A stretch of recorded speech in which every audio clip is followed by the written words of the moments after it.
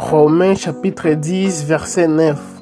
Si tu confesses de ta bouche le Seigneur Jésus, et si tu crois dans ton cœur que Dieu l'a ressuscité des morts, tu seras sauvé. Eh bien, il ne s'agit pas dans ce passage de répéter comme un perroquet ou de mémoriser quelque chose comme une machine. Confesser ici signifie attester ou bien témoigner. Quand la connaissance de la vérité et la justice de Dieu quittent le cerveau pour s'installer dans le cœur par la foi, c'est alors que la bouche peut confesser la parole de Dieu, selon le verset 8. La parole dans laquelle on a cru pour être sauvé, car c'est en les croyant du cœur qu'on parvient à la justice. Le verset 10 le dit. Si tu crois être sauvé parce que tu as répété les paroles que te disait un pasteur ou soi-disant évangéliste, en pensant confesser, tu as eu un faux salut, tu n'es pas encore sauvé et ton âme est en danger.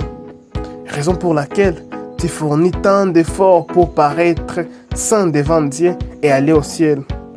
Le salut est une conviction personnelle.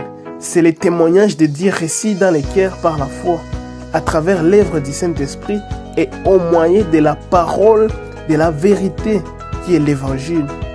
Que nous dit de Corinthiens chapitre 4 verset 16.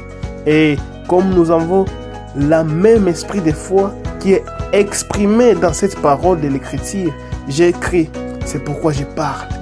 Nous aussi, nous croyons et c'est pour cela que nous parlons. Avant de confesser, de parler, il faut d'abord croire. Avant de croire, il faut d'abord écouter et comprendre. Écouter quoi? La prédication de la croix. Comment Dieu rend juste un pécheur à travers l'évangile. La repentance et le pardon du péché.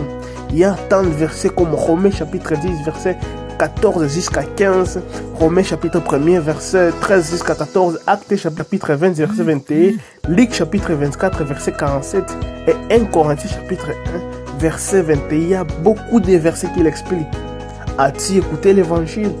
Quel était son contenu? Et en quoi as-tu cru?